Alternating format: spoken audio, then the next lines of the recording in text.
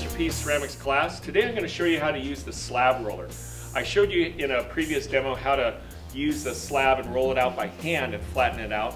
This is now using a machine that flattens it out for you, okay? We have a big roller here, and there's two cables underneath that suspend it and move it along a track, okay? And it's like a big wheel on a sailboat. I can move this along, okay? This bar itself is extremely heavy. The slab roller itself probably weighs about 300 pounds. If I try to lift this, that's really heavy. All of the weight is right on this bar, okay? So be careful when you're rolling, you know, objects underneath, your hands. I mean, this is one piece of equipment where you could injure yourself, okay? I move this all the way back, and notice how and by the way too, I have two red marks. I have some red paint lines here and red paint lines here. Don't go beyond those marks because you'll stretch out the cables and that will break it. I have this piece of canvas that's on top. This pulls back, okay? And what that does is it allows me to set the clay in here. Don't ever stick the clay on top because, again, clay sticks to metal, okay? So it goes, kind of tucks in here, okay? I'm gonna use a fairly large piece of clay, so I'm gonna use about a half a bag of clay, okay? And there's the wheel, the slab roller set automatically at about a ½ inch gap, okay? If I put this back and set this down, we have a problem, okay? I have 5 inches of clay. It cannot get squished under a ½ inch gap in this roller. So like we did in the beginning demo of how to roll out a slab, I still have to use that technique. So I'm going to kind of stretch out the clay a little bit and move it back and forth, and I'm thinning it out, okay? So again, my take is always the work that it takes me to make this slab. I've almost started all of it by hand, and I might as well just finish it with a rolling pin, but nonetheless, we do have the slab roller, and it is a nice piece of equipment, so I want to show you how it works. So again, now the clay is at about a 1 inch thickness, okay? So notice how this clay slab, it's canvas, but it's already damp just from being used yesterday. So clay will stick on this. So I'm going to take an extra canvas sheet and I'm going to set it down there, okay? And I'm going to put my slab on top of it. And now I take that piece of canvas, and it's almost like just using it as a bed cover. I set it down on it, and now I roll the slab roller over it. Again, make sure that there's no tools or equipment here. You leave your cell phone or something like that, it will get crushed. Be careful with your hands as well. And now I just move this back and forth, okay? Doesn't take a lot of effort.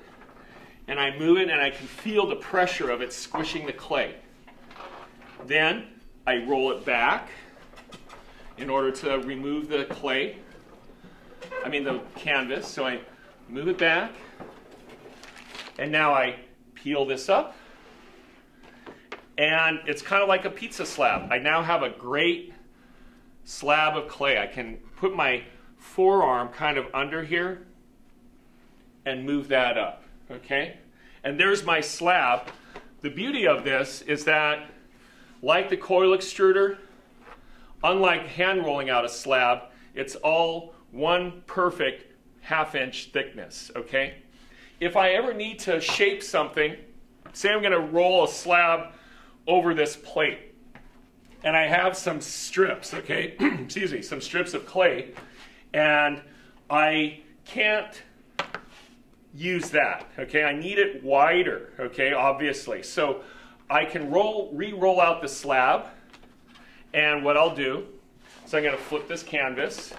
So again, it's on a dry side, and I'll take some of these pieces, okay, and I'll set one kind of slightly over it, one kind of slightly over that.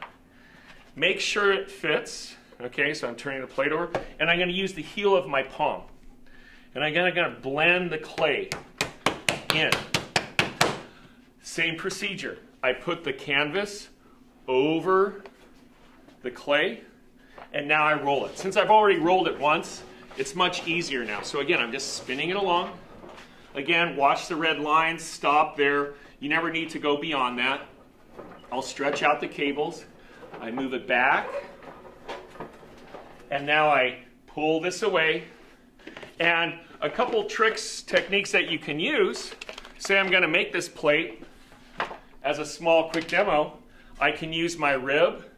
There's a slight canvas texture to the clay, so I'm going to smooth that down a little bit. And just like when I did my soft slab, I can make some texture marks with the roller. That's kind of really pretty. I can go along the opposite side. And again, put my forearm, I kind of catch it, peel away, and now I get a really nice texture. Clay will stick to plastic, so again, with my WD-40, I can just do a light coat. Spray it just lightly, and I'm going to just kind of smear that along with my hand. The WD-40 is not toxic. That's just providing a little film. You can see even perhaps with the light, just like a slight reflection, a shininess, and that's going to keep the clay from sticking.